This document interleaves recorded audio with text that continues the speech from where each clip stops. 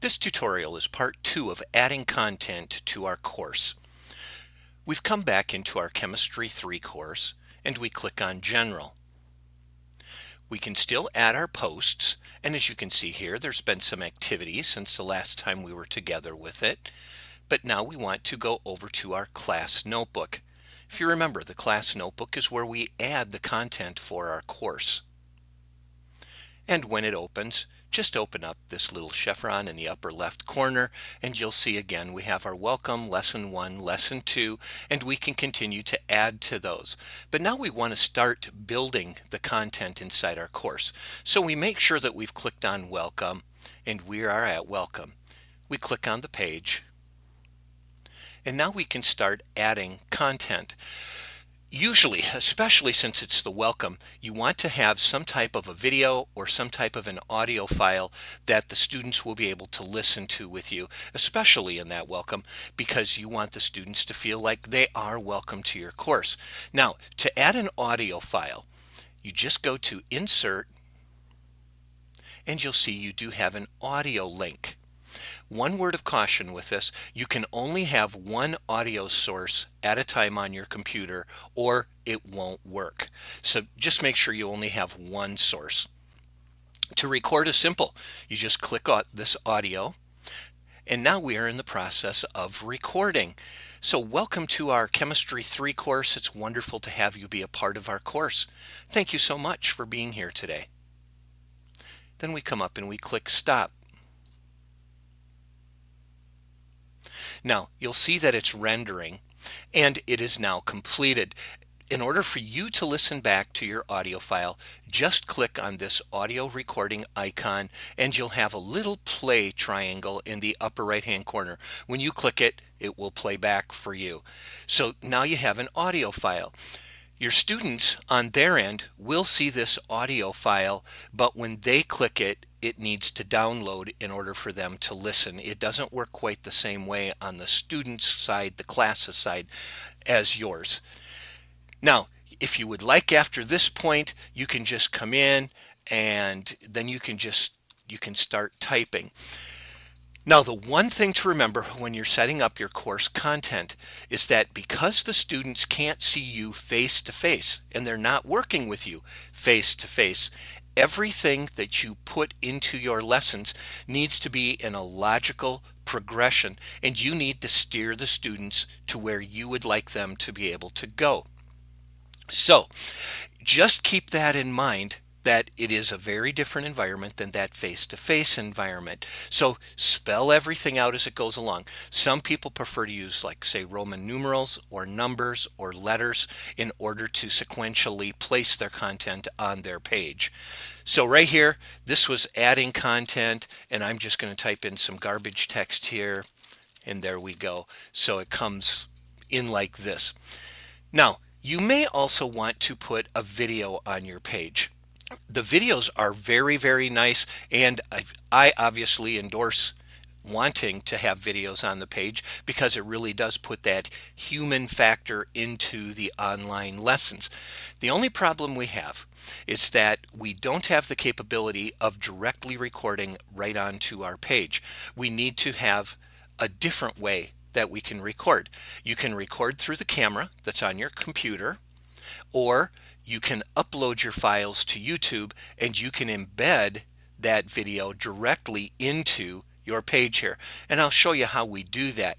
But first, let's take the one where you're going to be needing to record yourself. The first thing you should do is open back up again your area here, go to your content library, open it, and you'll see that I created a folder called Video. And by doing that, you're able to directly put videos into that folder, and then you can reference those, and I'll show you how to do that. Now, this was for demonstration purposes that I had here, and I am going to delete this, which means just click after it. I'm hitting my backspace, and now I am able to just delete those files that I have. It's very, very simple to do. So create in your content library, create that video folder. Now remember, you do have the capability of deleting these other sections that happen to be under here. And all you have to do is right click, delete section, and now it's gone and that won't be in the way. Works really slick. Now let's just do a little video welcome so you'll be able to see how easy this is to do. All you'll need to do is go in your lower left corner to the little start button that you have. Click on the start button.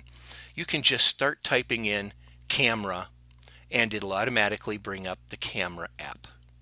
So I click on it and you're able to see me in the recording. Now over on the right hand side for you, you'll see that you do have a camera, video camera icon and a still camera icon. You want the video. And all you'll need to do is just look at the camera that's on your computer, and then when you click that button, it will start to record. Hi, and welcome to our Chemistry 3 course. It's fantastic having you be a part of our course, and I welcome you to all of the content that we're going to be learning. And then I just shut it off. It really is about that simple to be able to do. Now, your video that you took went to your camera roll that's on your computer.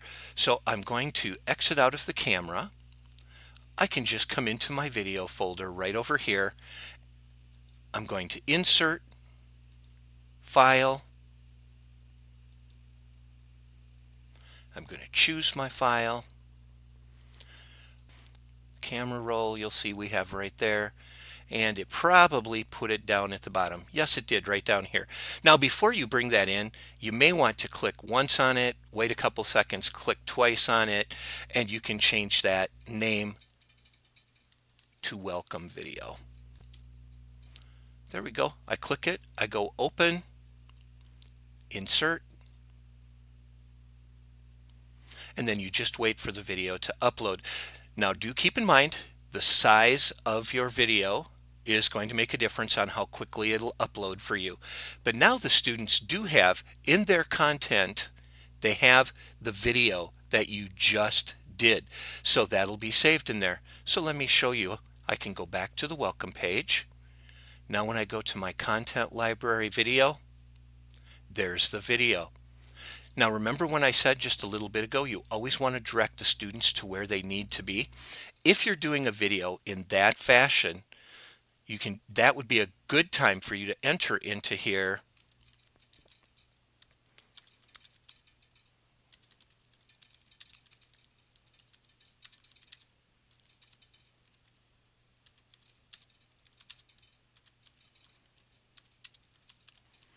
there we go.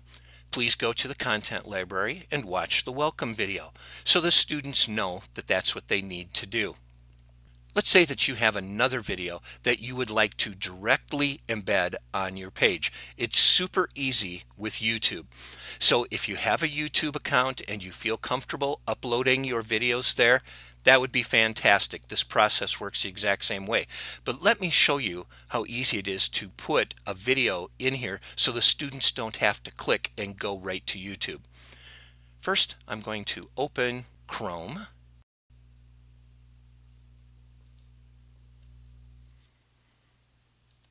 And I'm going to go to YouTube.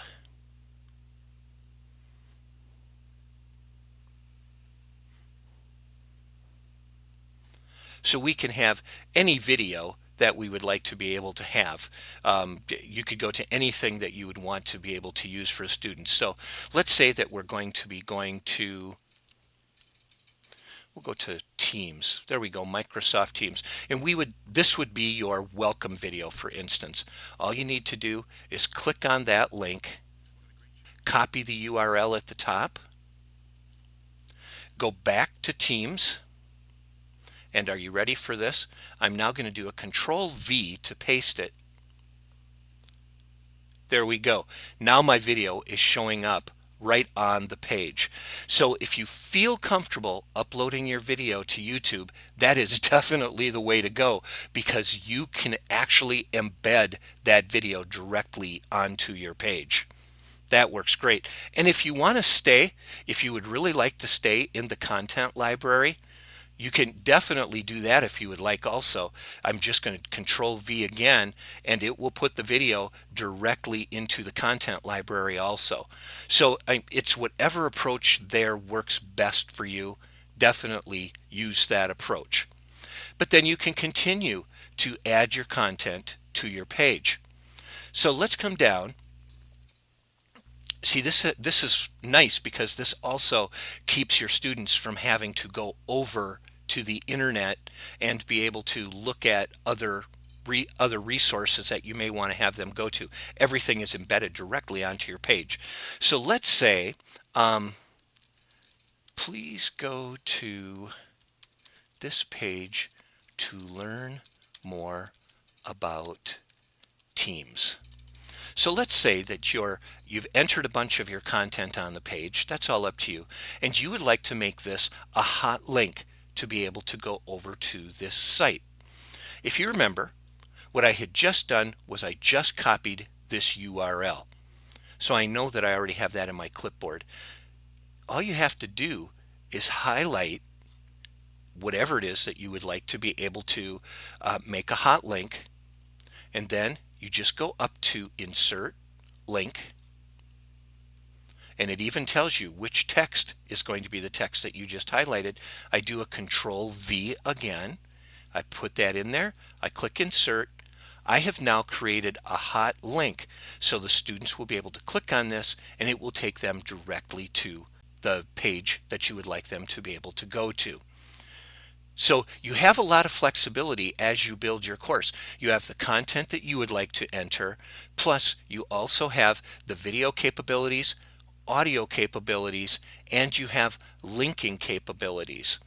If you are a math teacher, you do have math functions that you're able to use inside of here. So you could go over to math if you would like, and they have the writing. You can write on your page if you would like to. You could type things if you would like to. There's a lot of options in here. And math teachers, you just need to experiment to find what works best for you. If you have certain symbols, say you're a science teacher and you would like to use certain symbols. You're a math teacher and you have symbols that you would like to use. You do have an abundance of symbols that you're able to choose from, and under more symbols are a whole bunch, just like what's available in Word. So you would have something just like all of that. If you would like to insert a still picture, you have that option also. You can just hit the picture drop down. You could go, if on your camera roll you have a photo, you can grab it from there. If you have it on file, you can have it in there. If it's online, this is really fantastic. Since they work with Bing, Microsoft works with Bing, you can come in, you can search for images, and so let's just say that we're going to throw in a graphic of an apple. So we can insert, and the graphic will end up coming into our page, into our lesson that we have. See, and the nice part is you can also, when you click on it, you have resizing handles so you can adjust the size. So see how all of that works? It is really, really slick. It's easy to set your content. The hard part is on your end is being able to determine what content is going to be going on your page. And remember, don't overwhelm the students.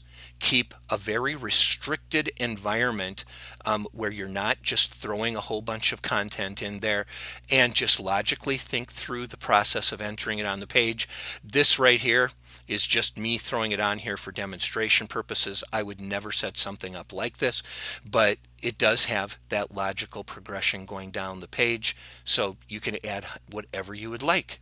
So that is how you're able to add content to your pages.